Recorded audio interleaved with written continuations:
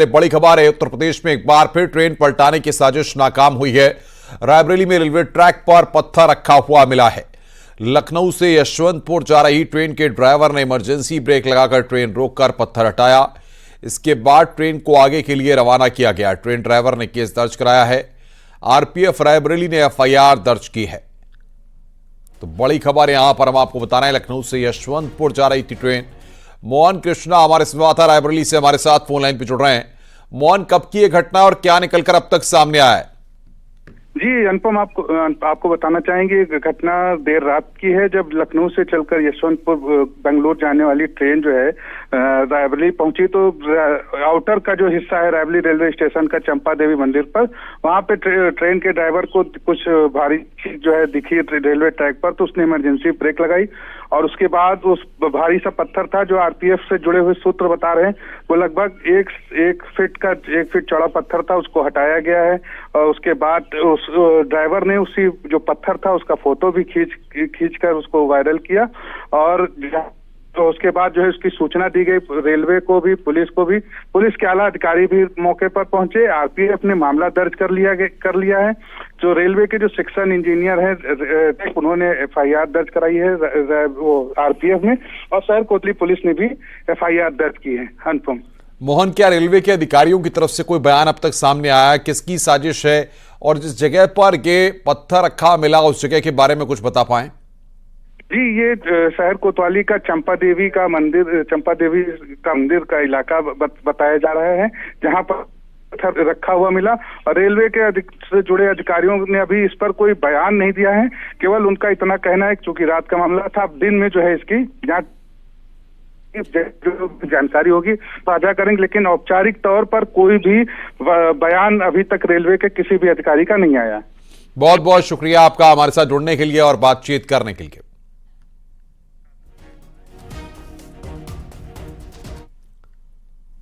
आगे बढ़ते हैं अलीगढ़ से खबर, जहां पर एएमयू में बीफ बिरयानी सर्व किए जाने का नोटिस वायरल होने पर बवाल हो गया है।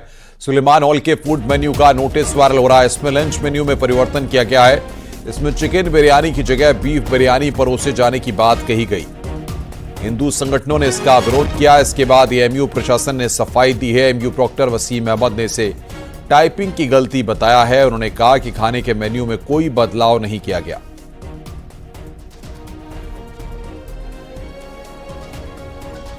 तो यहां पर टाइपिंग करने में गलती हुई है, लंच मेन्यू में कोई बदलाव नहीं किया गया है। ये बड़ी खबर यहां पर हम आपको बता रहे हैं। एएमयू में बीफ बिरयानी पर बवाल मचा हुआ है। सुलेमान हॉल का फूड नोटिस यहां पर वायरल हुआ है। एएमयू प्रॉक्टर ने इस पर सफाई दी है।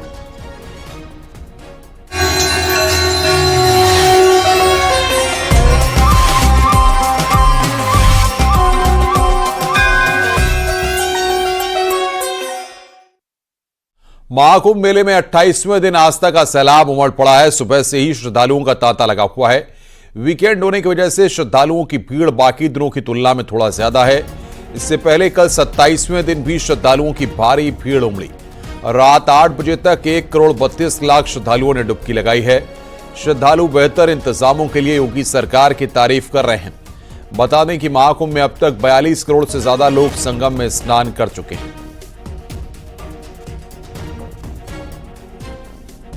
तो अब तक 42 करोड़ से ज्यादा लोगों ने आस्था की डुबकी लगाई है। श्रद्धालुओं ने इंतजामों की तारीफ की है और योगी सरकार को धन्यवाद दिया है।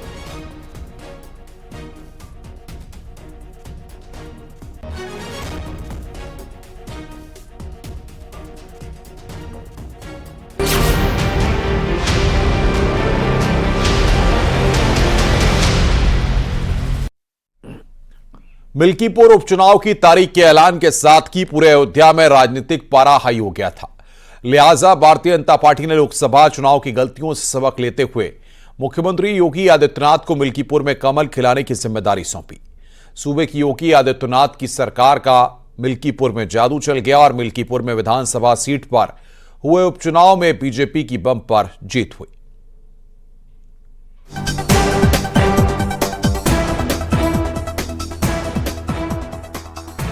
मिल्कीपुर में खिला कमल, पंचर हुई साइकिल। नाक की लड़ाई में बीजेपी की बम्पर जीत। मिल्कीपुर में चल गया योगी का जादू।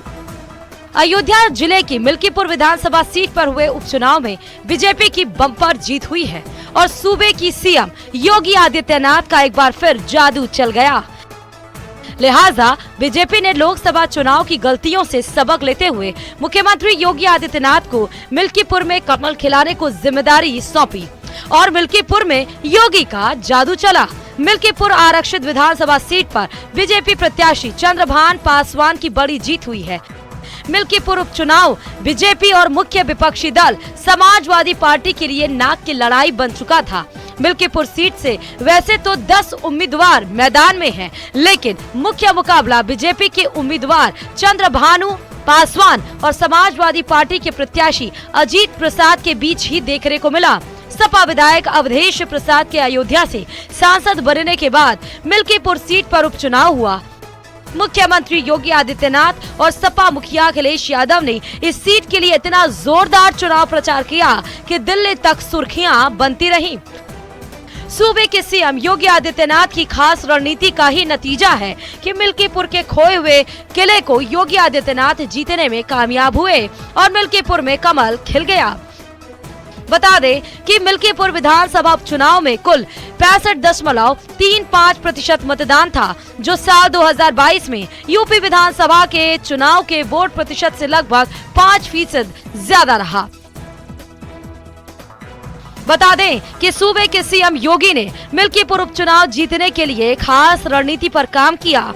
उपचुनाव की तैयारियों के तहत बीजेपी ने मिल्कीपुर में प्रदेश सरकार के 7 मंत्रियों की तैनाती की। योगी आदित्यनाथ ने दिसंबर महीने के 15 दिनों में 3 बार अयोध्या और मिल्कीपुर के दौरे किए। मिल्कीपुर में उपचुनाव की तैयारियों की समीक्षा बैठकें की। मिल्कीपुर उपचुनाव बीजेपी के लिए नाक की लड़ाई थी, इसलिए ही योगी ने इसे इतना गंभीरता से लिया। इसे इस बात से समझा जा सकता है कि नवंबर में 9 सीटों पर हुए उपचुनाव में हर सीट पर 3-3 मंत्रियों को उतारा था। वहीं मिल्कीपुर के लिए बीजेपी ने 7 मंत्रियों को उतारा। मिल्कीपुर में जनसभा को संबोधित करते हुए लगातार सूबे के सीएम सपा अध्यक्ष अखिलेश यादव पर निशाना साधते रहे। आपकी आस्था के साथ खिलवाड़ है परिवारवाद की राजनीति और जातिवाद की राजनीति। ये जातिवाद की राजनीति वे लोग कर रहे हैं, ये परिवारवाद की राजनीति वे लोग कर रहे हैं जिन्होंने केवल और केवल अपने परिवार की चिंता की, जनता जनार्दन की चिंता नहीं की।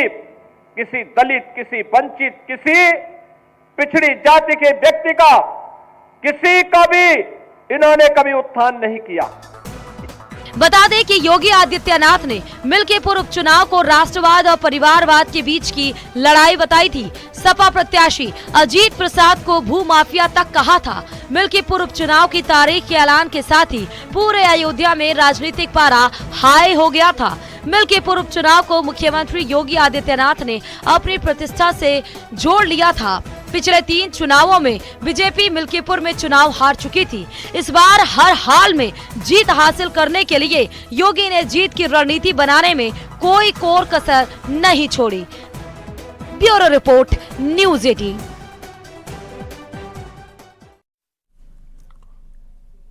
और बड़ी खबर आ रही है, एलजी को इस्तीफा सौंपने पहुंची आतिशी। थोड़ी देर में सीएम पद से इस्तीफा देंगी। ये बड़ी खबर इस वक्त हम आपको बता रहे हैं। थोड़ी देर में सीएम पद से इस्तीफा देंगे आतिशी। ये बड़ी खबर इस वक्त एलजी को इस्तीफा सौंपने पहुंची हैं आतिशी। थोड़ी देर में सीएम पद से इस्तीफा देंगी। ये बड़ी खबर इस वक्त हम आपको बता रहे हैं। एलजी को इस्तीफा सौंपने पहुंची आतिशी। ये बड़ी खबर।